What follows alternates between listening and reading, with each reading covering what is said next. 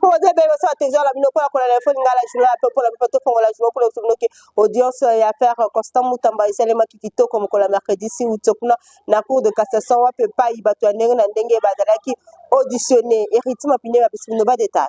La cour s'adresse au prévenu Mutamba. On prend acte de cette réponse.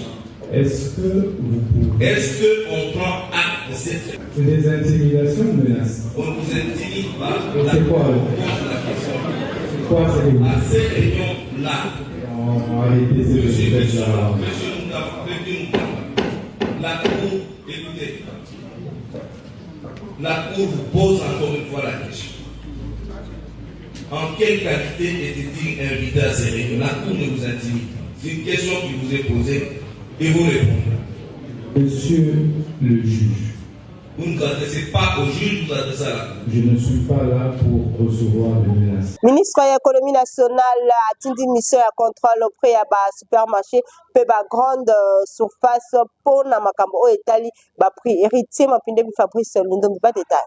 Ministère ya économie nationale a tindi ba mission ya contrôle auprès ya ba supermarché près ba grande surface ya République démocratique du Congo. Ministère ya économie nationale a zali ko informer opinion publique que désormais a diligenté ba mission ya surveillance ya ba marché auprès ya ba supermarché conformément na ba prérogative oyo epesamelié na matière ya régulation ya ba prix. Ba mission oyo eza bongo na durée ya 15 jours. Baza pona objectif ya kosasire na respect ya makambo etali réglementation relative na fixation ya ba prix. Mingi penza na ba supermarché pe na ba grande surface ya ville ya Kinshasa. Ministère ya économie nationale azali ko rappeler que initiative oyo ezali ko kota na cadre ya prolongement ya ba action engagée na matière ya collecte ya ba données pe ya suivi régulier ya évolution ya ba prix ezali bongo ko viser mingi penza ko garantir ba pratique tarifaire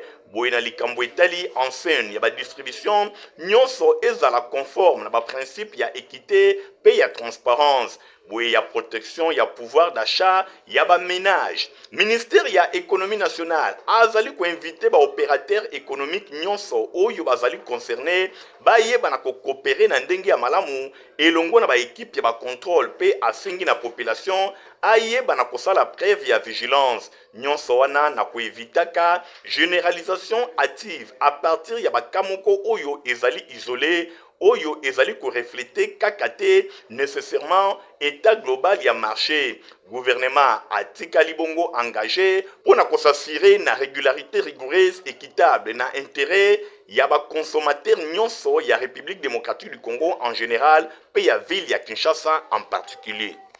Likambo etali courant na ville ya Kikwit eza pasi makasi misala ya barrage ya Kakobola ti lelo résultat malonga ezate bolanda. Ezalaki lancé depuis 2011 misala ya centrale hydroélectrique ya Kakobola avec objectif ya ko électrifier ville ya Kikwit plus des cités ya Gungu na Idiofa. Près de 14 ans après, courant ezala kakate.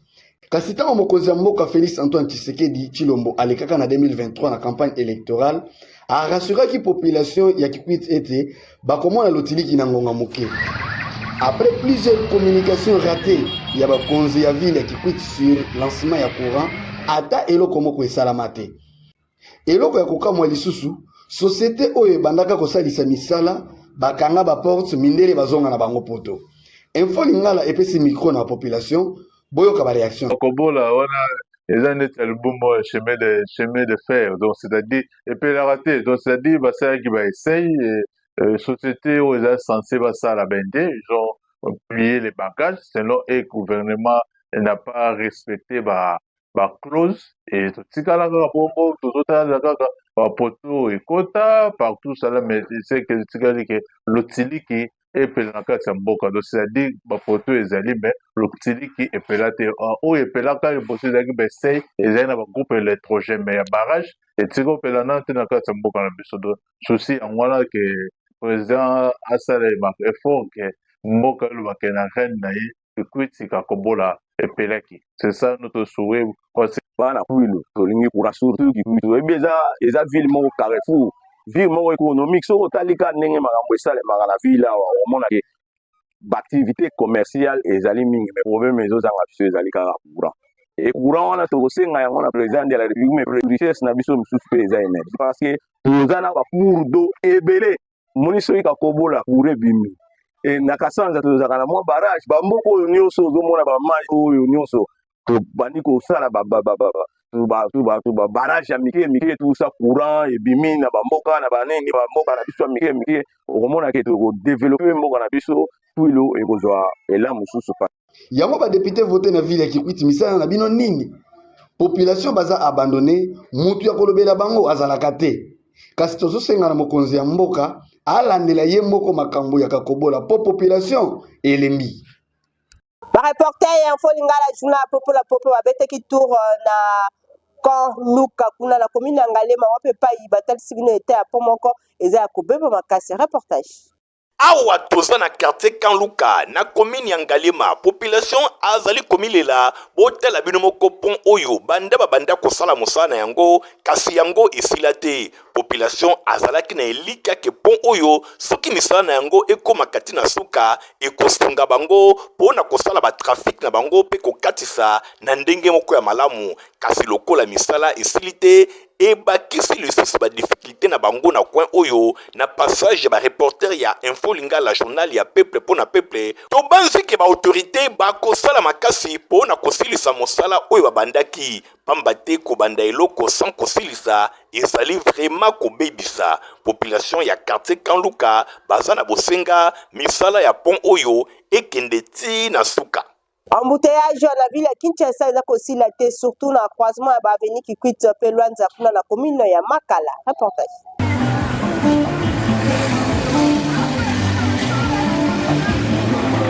Bana ya commune ya Makala bazonyo kwa makasi po na route elengesa surtout na croisement na yango na avenue Lwanza pont yango eliama ngambu na ngambu population azonyo kwa manatangu ya mvula. Bizoko toyo tokanisike bafongole bamituka oyo ya milai banda tongo topandi te tomeli te tozaka likolo ndenge moni osala boye soki tomoni mituka ya minene remorke ezo ya kotoyo tolongoli 4 ekoti na nzela tofongoli mpe kotoyo mpo na mituka mike na bamoto na bamituka ya 3 pine ntango bakoleka tomoni ke yango ekomi liboso mbala moko tosalini tolivre lisikoto po esila. Suwe ya population oyo eza ke misala esalama surtout na tangu ya elanga po soki mvula ezongeli bana ya Makala bakozala na milelo na milelo.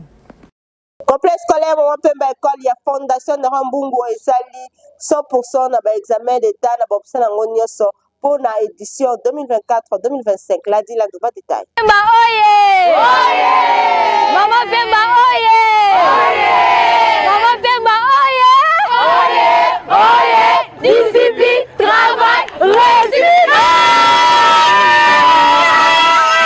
Discipline, travail, réussite, ne ezali devise ya complexe scolaire Mama Pemba, école ya fondation Nerombungu. Bilembo ezali komonana, yangoyo emonani. Pour la session ordinaire, il y a examen d'état édition 2024-2025, meilleure école, il y a district, il y a Moamba. Ezali complexe scolaire Mama Pemba, ba lauréat ba bimi awa, ba résultat malonga et bimi. Nabobson nyonso, complexe scolaire Mama Pemba, école ya fondation Nerombungu, ba sali ba 100% na ndenge ya liboma. Bo simba pe boye ba keba élève, finaliste ya complexe scolaire Mama Pemba, ba zwa kidaso, siège ya complexe scolaire Mama Pemba kuna na commune ya Kisenso, mokolo ya mercredi 6 août 2025, ba yaki ebele, carnaval moko ezalaki improvisé, ndenge kaka bino moko bozali komona commune ya Kisenso e yindaki na ndenge ya kosakana te ba poudre e bwakamaki bisika na bisika ba lauréat ba bimi ba option nyonso 100% na 100%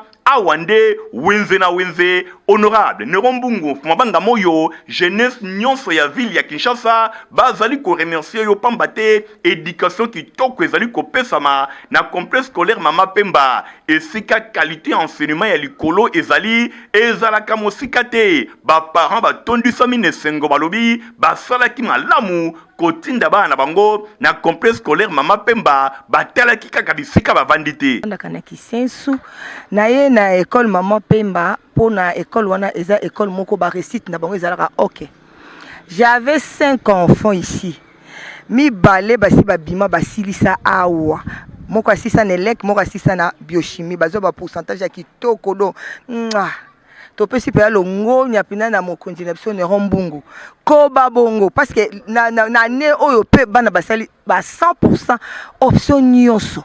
Na bana musu batikali 4 et 3 na yesus na moko auti matete mona semeki na na inscrire do pona nga la sala rekolo publicité parce que j'ai eu de bons résultats do ba résultats bien de bons résultats do na ekolo yo e futanga mabete ba mbongo na nga kenda pa mate formation ya bien za awa n'en parlons même pas oya rolinga vivre venez nombre boya ko inscrire bana na bino ata boza bambinza ba wapi ma campagne mon fleurite. Venez, ici il y a de la formation. Ya Kimbanseke, bana batangaka na kisensu. En tout cas, esika vraiment formation ezala musika te. Toza na esengo makasi vraiment pour na réussite ya bana. Bana basali 100% vraiment en tout cas to CP penza na ba point na bango vraiment eza élevé. En tout cas to kumisi vraiment en tout cas promoteur ya école oyo vraiment pour na formation kitoko oyo eza na kati na école oyo ya Mama Pemba. Nazana ngiringi na bolafa.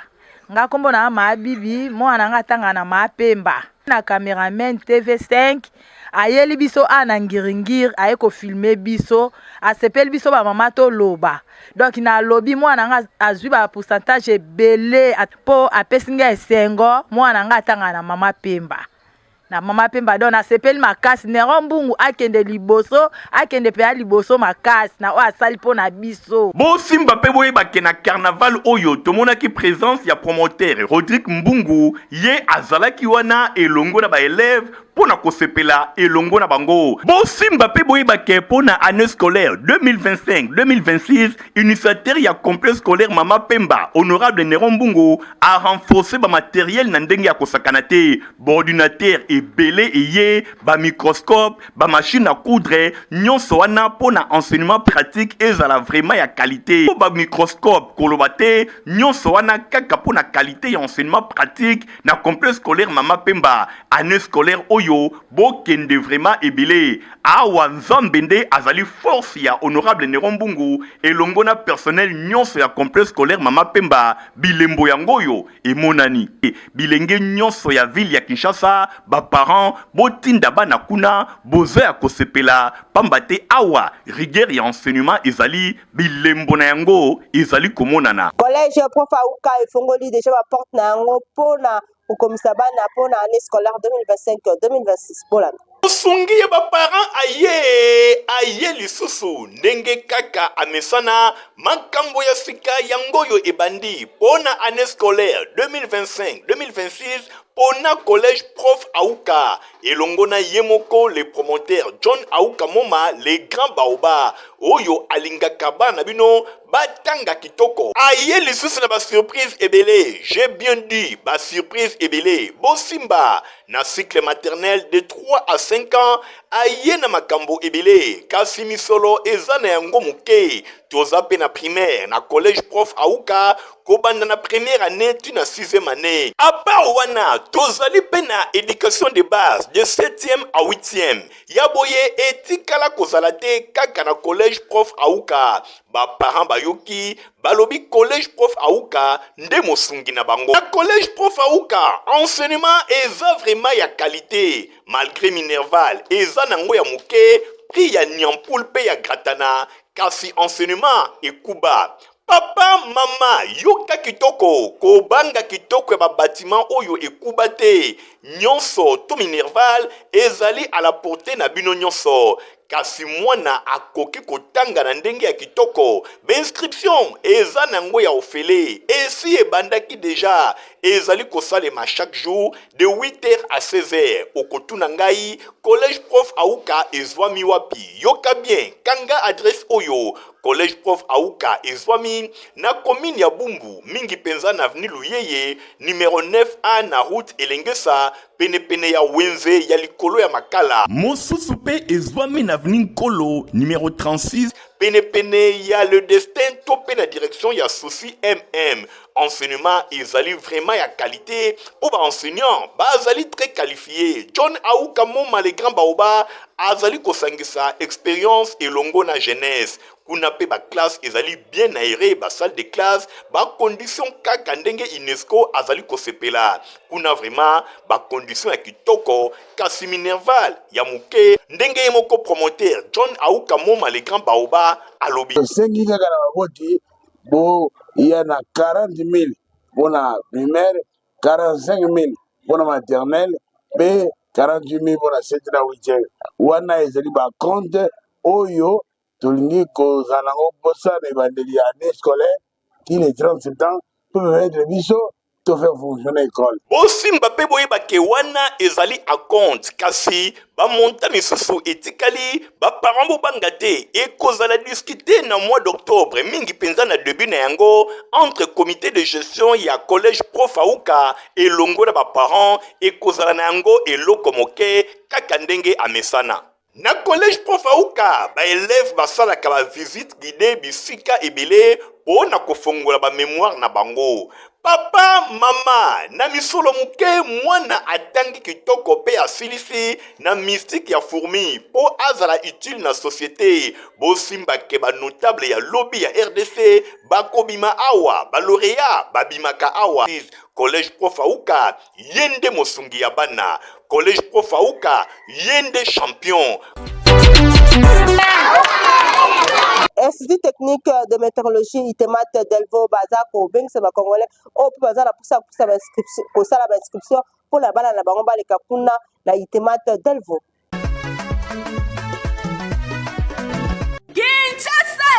Boyo kasangola memeli bino na oyo etali bongo ba formation ekuba na domaine technique ya solo ya ngonde esalaka ke ba benga bana na bino ba ingénieur yoka pona année scolaire 2025-2026. Institut technique de météorologie, aviation et télécommunications Itemat Binza Ista na Delvaux na commune ya Ngaliema bazali ko bengisa ba parents nyonso ya Kinshasa pe ya ba province ya RDC oyo bana na bango bazali na ba ambition ya kolanda ba formation na ba domaine technique lokola aviation civile, mécanique générale, mécanique automobile, électricité générale, construction générale, météorologie et électronique oyo na kati na yango bokozwa 3 options totangi radiotransmission, commutation, bakisa électronique industrielle, cours ya anglais, pe informatique et zali na pointe. Po bana na bino bazala ata na susi mokete na mboka ya bapaya. Ba option nyonso oyo totangi boko kuta yango na Itemat Binza na Ngaliema. Sango malamu oyo tomemeli bino na 2025-26 ezali ouverture ya section mibale, section commerciale et gestion na section coupe couture. Toyebite na milieu oyo ba jeune mingi balingi kosala musala ya maboko po wana peza technique kotonga eza musala eza avantage ebele musala oyo ezosala ke surtout pour la base eza musala oyo eza ke libela otikali nango na maboko. Quand météo avenue Metelstat numéro 1 quartier Congo commune ya Ngaliema boleka na ba bureau na bango pour na ko retirer ba fiche ya ba demande d'inscription pour na année scolaire 2025-2026. mingi pour na bana na bino oyo bakomata ba classe ya 7e pe 8e pambate ba candidature na bango ezalaka conditionné na test d'admission. Premier test d'admission Samedi 19 juillet 2025 à partir ya ngonga ya 7h. Pe deuxième test ekosalema samedi 23 août 2025 kaka na ngonga ya 7h. boleka na ba bureau na bango pour na ko retirer ba fiche ya ba demande d'inscription pour na année scolaire 2025-2026. No batanga kawa ba ko silisa wa bokoki komona bango ebele sur le marché. Tango ba aussi sa classe na bango na domaine nyonso. Azana makoki ya ye moko kosala musala o ya ye koliawa a créer entreprise na ye pe azan apte ya kokende mpe koluka esika mosala esika mosusu mpe bazwa ye mpenza parce que bazwi formation oyo ekoki mpenza mpona bango. Yango nabengi bino boya ebele, boya non seulement mpona kowela komikomisa, mais nalingi bokoma nanu avant botala ekole yango, bovisite balaboratoire, bovisite baatelier na biso, mpe nsima nango ekopesa yo posta ya koya.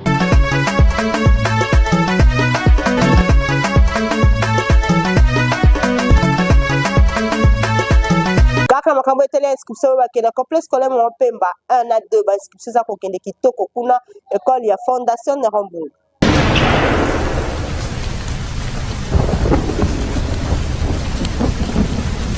ozali moboti ya mwana kasi yende beki na yo ya lobi ondimi kitoko po ezala boye yoka bien po na éducation ya kitoko pe ya qualité koluka mosika te ezali kaka pene na yo. Fondation Nerombungu yango nde ezali korépondre na souci ya baparent ndeko po na année scolaire 2025-2026 oyo ezali kofongola baporte na mois de septembre. Yoka po na complexe scolaire Mama Pemba école ya Fondation Nerombungu ekomi mibale ya liboso ezwami na avenue Bantandu numéro 44 quartier Bikanga na commune ya Kisenso. Ya mibale yoka ya sika eye nyonso kaka pona bana batanga kitoko yoka bien yango pe ezali kofongola ba porte na yango déjà na rentrée scolaire ya mois de septembre. Yango ezwami wapi avenue Mwanga numéro 11 na quartier de la Paix toujours na commune ya Kisenso. Pour na inscription ya année scolaire 2025-2026 bokende na Lombango pour na kokomisa bana na bino kobanda lundi kino mokolo ya samedi ba bureau ezali déjà kofungwama ba section to ba option oyo ezali organisé toza na maternelle de 3 à 5 ans toza na primaire pe enseignement de base toza pe na latin philo sciences pédagogie générale commerciale et gestion coupe couture mécanique générale électricité construction pe électronique pona oyo etali ba pratique ba atelier pe ba laboratoire et kuba pe ya qualité supérieure toza na atelier ya mécanique électricité construction commerciale et informatique coupe couture pe électronique nyonso wana côté pratique vanda kimia ba école ebele ba yaka awadi cadeau signé Fondation Nerombungu bongo pona oyo eteli ba salle de classe bo bangate ba condition ezali vraiment ya kitoko ba salle ya minene ba salle bien aérée ba condition hygiénique et kuba ba banc kitoko pe ba enseignant vraiment ya qualité ba lauréat ba bimaka awa complexe scolaire Mama Pemba ya Fondation Nerombungu poto na RDC poto na Kinshasa pe poto na commune ya Kisenso esika enseignement ya qualité ezali kopesama ezalaka mosika te bana kini pe ya RDC cadeau kitoko ya ngoyo pona bana na bino. Merci honorable Nerombungu mwabanga moyo pona cadeau kitoko opesi na bilenge oyo ezali vraiment bateau ya ITB Kokolo bosambarke ebele polobi ba notable ya RDC bakobima awa okanisi esili ten mbula oyo honorable Nerombungu mwabanga moyo na souci azalaka na yango pona bilenge ateli bino pe item Mama Pemba yango pe ezali kofongola ba porte na yango kaka na mois ya septembre toza na ba option kuna lokola science infirmière pe sage femme yango pe ezwami na avenue Bantandu numéro 44 na quartier Bikanga toujours na commune ya Kisenso. Yaboye omona wapi tomona te kaka na banga moyo epai ya Fondation Nerombungu epai wapi elengi eye pona bana batanga kitoko pe enseignement ya qualité kobanga monene ya babatima te kobanga kitoko na yango te pe enseignement ya qualité kobanga te kasi minerval ezali à la portée ya moto nyonso po Fondation Nerombungu aza na souci bana ya RDC batanga kitoko boya ebele bokosepela boza déjà akosepela honorable Nero homme social esolaka na moto tout bien. Institut technique de météorologie itemat ndolo bango pe baza kosala ba inscription pona année scolaire oyo. pour assurer éducation ya mwana ne garantir malonga moboti nyonso alengelaka yokelaka eloko yo. Institut technique de météorologie, aviation et télécommunication itemat ndolo na mokuse afongoli porte na inscription oyo eza kosalema ofele veut dire gratuite pour l'année scolaire 2025-2026. Et kaka ozwa déjà formulaire na yo kitoko pe okomisa mwana na yo kobanda na classe ya 7e ti na 6e des humanités. Bana nyonso oyo basilisi primaire itemat ndolo eza kozela bino moboti kozela te kuna basection eza ebele aviation civile, électricité générale, mécanique générale pe électronique oyo bokozwa na kati 3 options mokoka lokola radio transmission, commutation pe électronique industrielle. Mwana ye moko kaka sala choix na ye formation de affaires ya itemat oyo esalaka ke soki mwana asilisi awa akoki komonte misala na ye moko kitoko to akoki déjà kotravailler na entreprise en tant que vrai technicien. Ba professeur awa kale na ndenge ya nyama welisa inscription eza ofele samedi 19 juillet 2025 à partir ya ngonga ya 7h. Premier test d'admission pe deuxième test ekosalema samedi 23 août 2025 kaka na ngonga ya 7h. okanisi esili tintin itemat ekanisi bino bato oyo bolingaka kokubisa formation pratique na technique osilisa na yo déjà classe kala kasi olingi renforcer pratique na yo kitoko batieli bino centre de formation à courte durée na badomaine oyo électricité automobile, installation des centres solaires oyekola ndenge nini bainstallaka bapanneau solaire ata oza na baprovince mosika masolo awa eza kofungama kitoko koyekola kitoko informatique théorie na pratique nyonso ezali avec balabo na bango moko ekuba na pointe esili te réseau et maintenance électronique awa bokoyekola rebobinage système embarqué vidéosurveillance bacours ya anglais pesa kopesama tango ya koyekola pe okoma utile na société eleki nanu te bolekaka deja na babiro ya itemat ndolo oyo esomi na kati ya istandolo avenue aérodrome numéro 3930 quartier ndolo na commune ya barumbu. Itemat ndolo mfumu ya formation technique.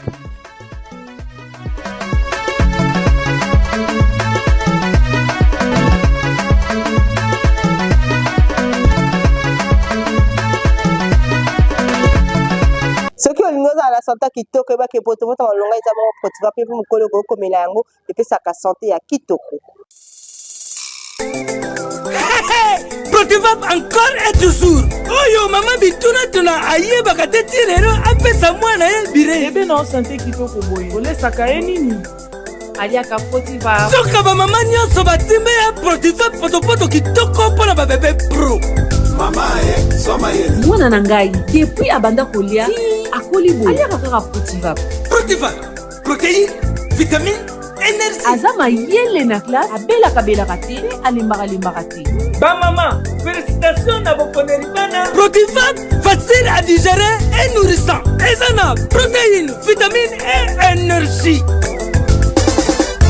bebe na yo kitoko nini oyesaka ye baya bayingaka ngo sante kitoko nzoto makasi matemi disa mama detisa mwana suka na mbimbi oyo suka mbimbi Protivap pour bébé pro produit par Chris SARL. Toza na communiqué écologique bolanda leur tourne yango.